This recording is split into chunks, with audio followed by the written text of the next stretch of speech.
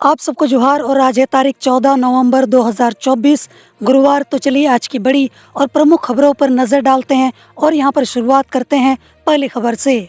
पहली खबर यहाँ पर निकल कर आ रही है राजधानी रांची से, जहाँ पर स्टेट इलेक्ट्रिसिटी ट्रस्ट के पैसे अनजान लोगों के खाते में पहुंचे और इसको लेकर शिकायत की गई है।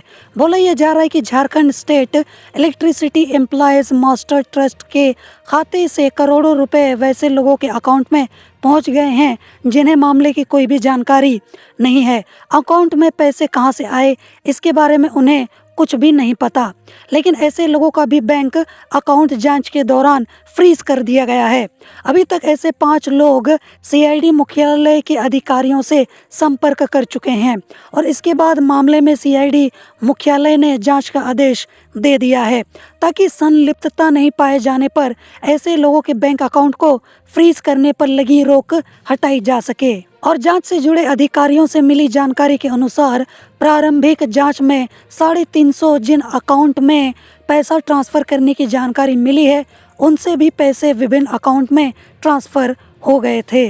अब यहाँ पर संदिग्ध खाता को फ्रीज करने की यहाँ पर कार्रवाई भी की गई थी। इसके अलावा यहाँ पर अगली न्यूज निकल कर आ रही है राजधानी रांची से, जहाँ पर झारखंड हाई कोर्ट के जस्टिस संजय कुमार द्विवेदी की अदालत ने जमीन से जुड़े मामले को मैनेज करने के लिए ईडी अफसरों के नाम पर राशि वसूलने के मामले की सीबीआई जांच को लेकर दायर याचिका पर सुनवाई की और इस दौरान अदालत ने प्रार्थी का पक्ष सुना और इसके बाद प्रतिवादी ईडी को 3 सप्ताह के अंदर जवाब दायर करने का निर्देश दिया है। मामले की अगली जो सुनवाई है वो 9 दिसंबर को होगी और इससे पूर्व प्रार्थी की ओर से अधिवक्ता राजीव कुमार ने अदालत को बताया कि जमीन से जुड़े मामले को मैनेज करने के लिए ईडी अफसरों के नाम पर 5.40 करोड़ रुपए वसूलने के मामले में प्राथमिकी दर्ज है। इसके अलावा यहाँ पर अगली न्यूज निकल कर आ रही है राजधानी रांची से ही, जहाँ पर झारखंड हाई कोर्ट ने बिहार के बांका जिला स्थित चंदन डैम, जिसको चानन डैम भी बोला जाता है, से सिंचाई के लिए झारखंड को पर्याप्त पानी उपलब्ध कराने को लेकर दायर जनहित याचिका पर सुनवाई की। Chief justice MS Ramchandra Rao और जस्टिस दीपक रोशन की खंडपीठ ने सुनवाई के दौरान पक्ष सुनने के बाद जनहित याचिका को निष्पादित कर दिया।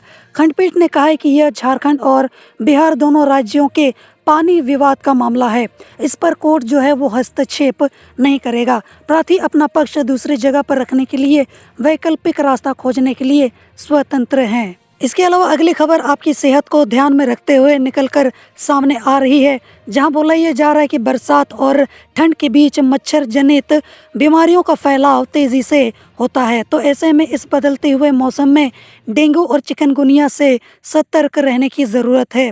रिम्स के मेडिसिन विभाग में मौसमी बीमारी से पीड़ित मरीजों में डेंगू और चिकनगुनिया से मिलते लक्षण वाले मरीज परामर्श के लिए यहाँ पर ज़्यादा से ज़्यादा आ रहे हैं, जो कि देखा जाए तो खतरे का संकेत है। तो ऐसे मरीजों को 3 से 5 दिनों की दवा दी जा रही है। साथ ही राहत नहीं मिलने पर डेंगू और मलेरिया की जांच कराकर आने की सलाह दी जा रही है। और इधर स्वास्थ्य मंत्रालय के निर्देश पर राज्य में सतर्कता बरतने का निर्देश भी जारी कर दिया गया है। पोस्टर, पैम्पलेट्स और सोशल मीडिया के माध्यम से लोगों को जागरूक किया जा रहा है। डेंगू के सामान्य लक्षण से लोगों को अवगत कराया जा रहा है। इसके अलावा बर्तन, कूलर और बेकार पड़ी वस्तुओं में पानी जमा नहीं होने देने की भी सलाह दी गई है। वहीं मच्छरदानी का प्रयोग करने और पूरे बदन का कपड़ा पहनने के लिए कहा जा रहा है, क्योंकि अभी मच्छरों की तादाद जो है वो बहुत ही ज़्यादा बढ़ गई है। इसके अलावा यहाँ पर अगली न्यूज़ निकल कर आ रही है, जहाँ पर पाकुड़ नगर थाना क्षेत्र की हीरानंदनपुर पंचायत की जंगली पीरतल्ला में संवेदक सह व्यवसायी अल्ताफ शेख के घर पर मंगलवार की सुबह ईडी की टीम छापेमारी करने पहुंची, जहां पर देर शाम तक ईडी की कार्रवाई जारी थी। प्राप्त जानकारी के अनुसार अल्ताफ पर बांग्लादेशी घुसपैठ से संबंधित मनी लॉन्ड्रिंग के तार जुड़े होने के मामले सामने आ रहे हैं। ईडी ने यहां पर बांग्लादेशी महिलाओं के घुसपैठ के मामले में सितंबर महीने में केस दर्ज किया था और इसी केस के सिलसिले में ईडी की टीम पाकुड़ पहुंची थी। इसके अलावा यहाँ पर अगली न्यूज़ निकल कर आ रही है राजधानी रांची से, जहाँ पर सिमरटोली मैकन फ्लाईओवर में एक और का केबल स्टे ब्रिज तैयार हो गया है। मौजूदा ओवरब्रिज के पास हरमू नदी के ऊपर केबल स्टे ब्रिज बना लिया गया है। इसका निरीक्षण मंगलवार को रांची के कार्यपालक अभियंता विनोद कश्यप ने L&D की टीम के साथ किया। इसका निर्माण सफलतापूर्वक हो गया है और इंजीनियरों की टीम मैकन की ओर से फ्लाईओवर के ऊपर चढ़े और केबल स्टे ब्रिज को पार करते हुए निवारणपुर तक पहुंचे। यानी मैकन चौक से लेकर निवारणपुर में रांची रेलवे स्टेशन के ट्रैक के ठीक पहले तक फ्लाईओवर पूरी तरीके से तैयार है। अब केवल रेलवे ट्रैक के ऊपर केबल स्टे ब्रिज तैयार करना है। इसके अलावा यहाँ पर अगली न्यूज निकल कर आ रही है सब्जियों की कीमतों को लेकर, जहाँ पर प्याज के दाम में 2 रुपये किलो की गिरावट आई है। जहाँ पर थोक बाजार में 60 रुपये किलो तक बिकने वाला प्याज सोमवार को 58 रुपये किलो की दर से बिका।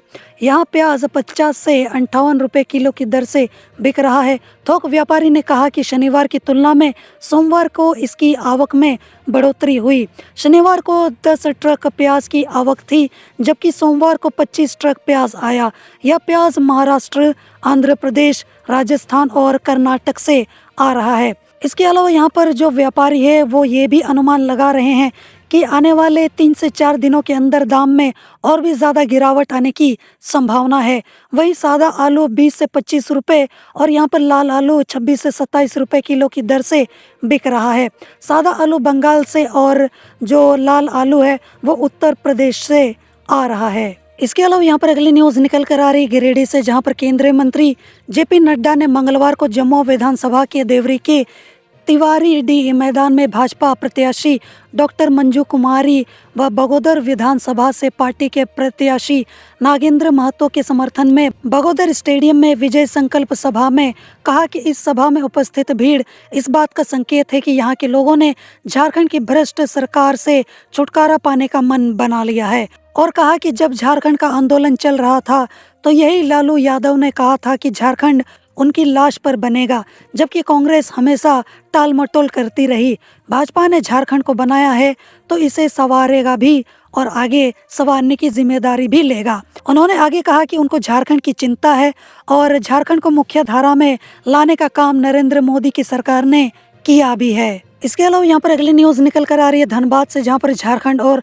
पश्चिमी बंगाल की सीमा पर चिरकुंडा इंटर स्टेट चेकपोस्ट पर मंगलवार को वाहन जांच के दौरान पुलिस की टीम ने बाइक से 1,38,000 रुपए जब्त कर लिया है। जब्त राशि बाराकर स्टेशन रोड निवासी शंभुनाथ साव का है और यहाँ पर श्री साव उक्त राशि SBI कुमारधुम्बी शाखा में जमा करने के लिए जा रहे थे। और इस संबंध में चिरकुंडा थाना प्रभारी रामजी राय ने बताया कि वाहन जांच के दौरान लगातार राशि की बरामदगी की जा रही है। इसके अलावा यहाँ पर अगली न्यूज निकल कर आ रही है, जहाँ पर निरसा थाना क्षेत्र अंतर्गत BSNL ऑफिस के समीप NH-19 के दिल्ली लेन पर FST टीम ने मंगलवार की देर शाम वाहन जांच के दौरान एक वाहन से 67,800 रुपीस जब्त किया।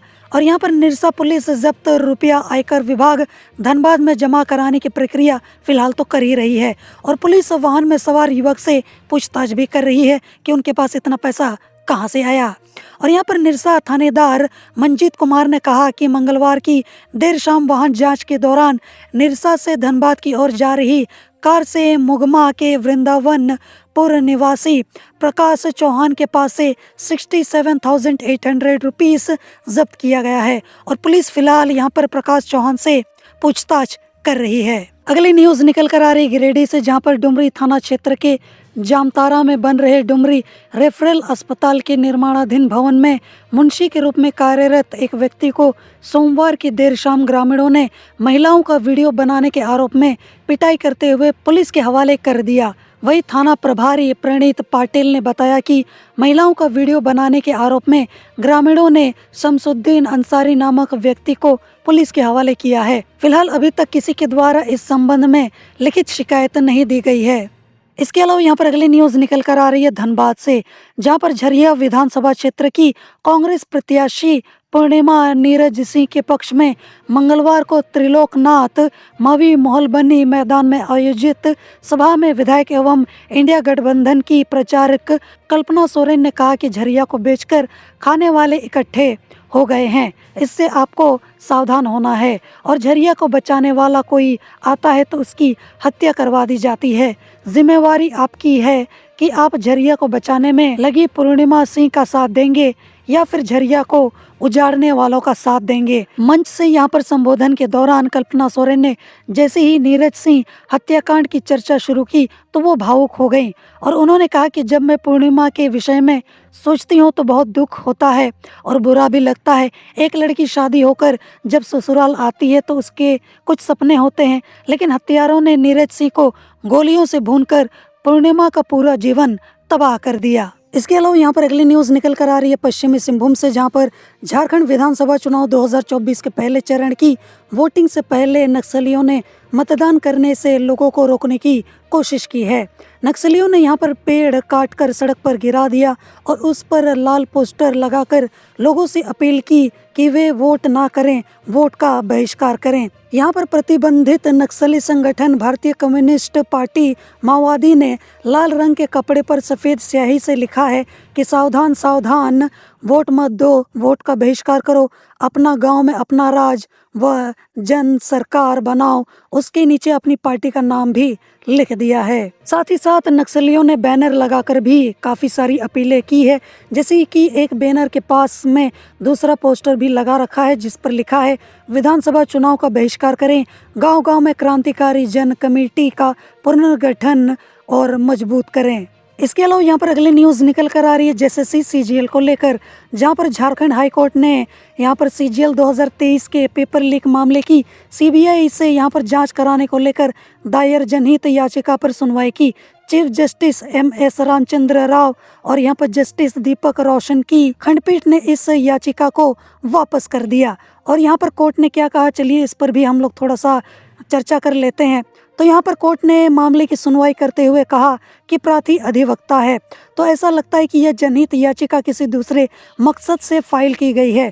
कोर्ट इसी तरह की एक जनहित याचिका जो प्रकाश कुमार और अन्य की ओर से दायर की गई है की सुनवाई कर रही है, तो ऐसे में इस जनहित याचिका को सुनने का कोई भी मतलब नहीं बनता। खंडपीठ ने यहाँ पर प्रार्थी को याचिका वापस लेने की अनुमति देते हुए खारिज कर दिया। साथ ही यहाँ पर छूट दी है कि प्रार्थी अगर चाहे तो यहाँ पर प्रकाश कुमार की जनहित याचिका में हस्तक्षेप याचिका दाखिल कर सकता है। अब दरअसल यहाँ पर बात यह है कि प्रार्थी विनय कुमार तिवारी ने जनहित याचिका दायर कर सीजीएल परीक्षा पेपर लीक की जांच सीबीआई से कराने की मांग की थी। अब इस तरीके का यहाँ पर जो फैसला है वो झारखंड हाईकोर्ट का सामने निकल कर आ रहा है। इसके अलावा यहाँ पर अगली न्यूज निकल कर आ रही है, जहाँ पर प्रवर्तन निदेशालय ने मंगलवार को बांग्लादेशी घुसपैठ से जुड़े यहाँ पर मामले में झारखंड और पश्चिम बंगाल के कुल 17 ठिकानों पर छापा मारा और इस दौरान फर्जी आधार कार्ड, फर्जी पासपोर्ट, प्रतिबंधित हथियार, 8 लाख रुपए नकद और जेवरात बरामद किए गए हैं। और साथ ही अवैध तरीके से विदेशी नागरिकों को झारखंड लाने वाले गिरोह से संबंधित महत्वपूर्ण यहाँ पर सूचनाएं हासिल हुई हैं।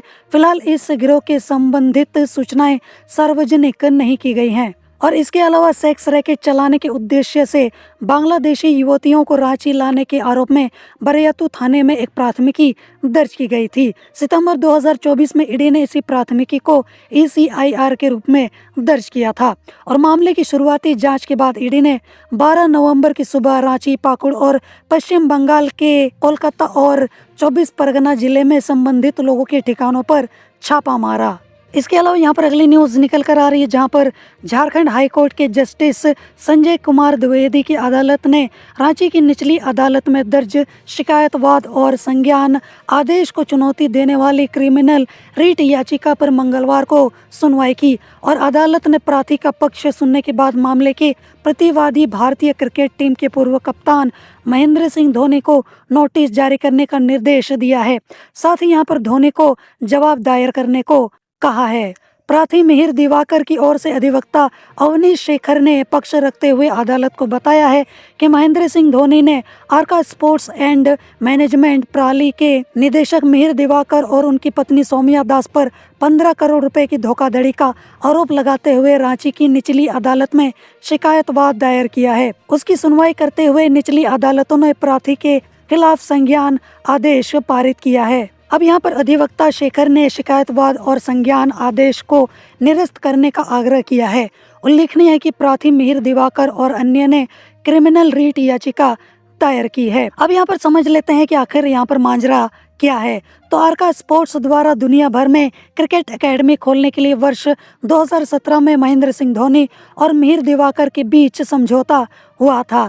समझौते के मुताबिक आर्का स्पोर्ट्स को फ्रेंचाइजी की फीस और लाभ साझा करना था।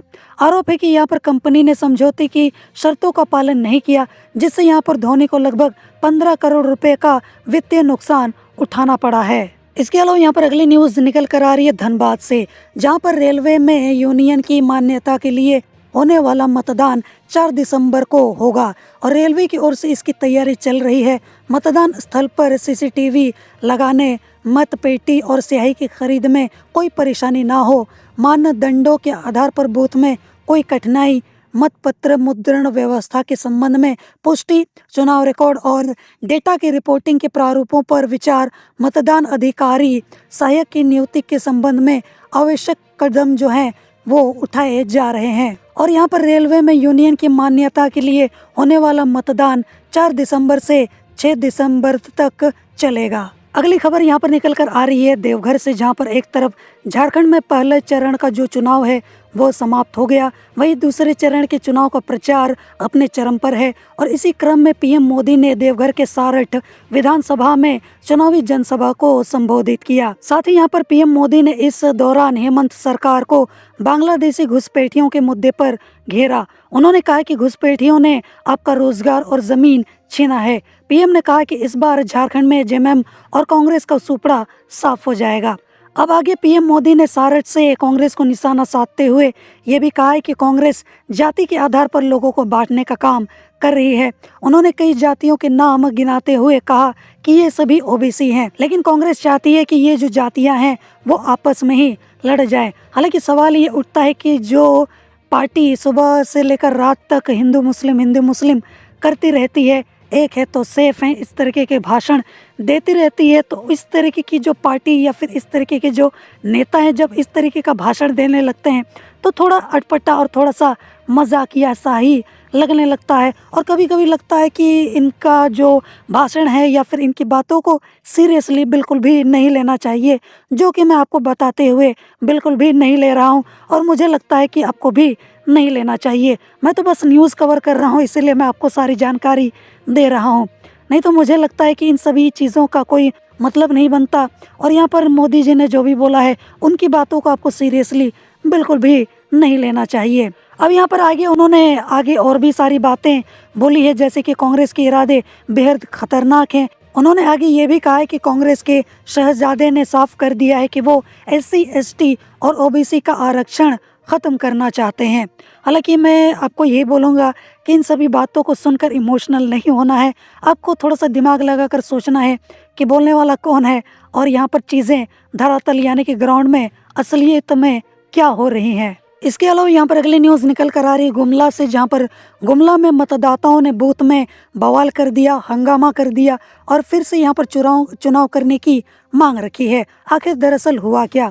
तो गुमला के बिशुनपुर विधानसभा क्षेत्र के 289, 290 और 291 बूथों पर BLO की लापरवाही के कारण लगभग 110 जीवित मतदाताओं का नाम मतदाता सूची से डिलीट कर दिया गया। जब मतदाता वोटिंग करने पहुंचे तो अपना नाम लिस्ट से कटा देखकर आग बबूला हो उठे और हंगामे के बाद यहां पर मतदान पर्यवेक्षक को यहां पर इसकी सूचना दी गई। सूचना मिलने के बाद उन्होंने बसिया LRDC शेखर कुमार और गुमला BDO आकाश चोपड़ा को मामले की पड़ताल करने के लिए भेजा। BDO ने पड़ताल की तो ऐसे कई मतदाताओं के नाम सामने आए जो मतदान केंद्र में खड़े थे और उनका नाम डिलीट कर दिया गया था। अब देखते हैं कि इस लापरवाही को लेकर प्रशासन क्या कार्रवाई करती है और जिनकी गलती है उनको सज़ा मिलती है या फिर नहीं, या फिर दोबारा चुनाव हमें देखने को मिलेगा। इसके अलावा यहाँ पर अगली न्यूज़ भी निकल कर आ रही है गुमला से, जहाँ पर झारखंड के गुमला विधानसभा क्षेत्र के चुगलू, पड़की टोली और सकरपुर के ग्रामीणों ने चुनाव का बहिष्कार कर दिया, जहाँ पर सुबह 10 बजे तक बूथ संख्या 139 पर चुगलू और पड़की टोली के ग्रामीणों ने एक भी मत नहीं डाला। और जैसे ही प्रशासन को इसकी खबर मिली वो भागे यहाँ पर ग्रामीणों से मिलने पहुंचे कि आखिर समस्या क्या है। और फिर यहाँ पर उपायुक्त के निर्देश पर अंचल अधिकारी वहाँ पर पहुँचे, उन्हें मनाने की कोशिश भी की, यानी कि ग्रामीणों को, लेकिन उन ग्रामीणों ने साफ साफ मना कर दिया। जब तक उनके इलाके में सड़क और पुल पुलिया नहीं बन जाते वे वोट नहीं कर सकेंगे। और यहाँ पर एकजुट होकर ग्रामीण लंबे समय तक इस मुद्दे पर प्रशासन से अपील कर रहे थे, लेकिन उनकी मांगों पर ध्यान नहीं दिया जा रहा था, जिससे ग्रामीण नाराज थे। हालांकि ग्रामीणों को ऐसा नहीं करना चाहिए, उनको वोट जरूर देना चाहिए। हालांकि मैं यहाँ पर एक बात तो ये बोल ही सकता हूँ कि जो ग्रामीण हैं वो अपने मत के अधिकार और यहाँ पर अपने हक को लेकर काफ़ी ज़्यादा जागरूक हैं। इसके अलावा यहाँ पर अगली न्यूज़ निकल कर आ रही है जमशेदपुर से, जहाँ पर झारखंड विधानसभा चुनाव के पहले चरण में अनुसूचित जाति के लिए आरक्षित जुगसालय विधानसभा सीट पर सुबह सुबह आजसू और झारखंड मुक्ति मोर्चा के कार्यकर्ता भिड़ गए और मतदान केंद्र पर मतदाता सूची में नाम नहीं होने की वजह से बड़ी संख्या में वोटर जो है वो परेशान भी रहे। और यहाँ पर बर्मा माइंस स्थित मतदान केंद्र केरला पब्लिक स्कूल में आजसू और झारखंड मुक्ति मोर्चा के कार्यकर्ता जो है वो एक दूसरे से लड़ पड़े। और आजसू के जिला उपाध्यक्ष कमलेश दुबे का आरोप है कि जुमो कार्यकर्ता पोलिंग बूथ पर बार बार जा रहे थे। और झारखंड मुक्ति मोर्चा के नेता बादल ने कहा कि कार्यकर्ताओं को नाश्ता पानी देने गए थे। मामले की जानकारी मिलने पर बर्मा माइंस के थानेदार पहुंचे और दोनों दलों के नेताओं से बातचीत कर मामले को शांत कराया।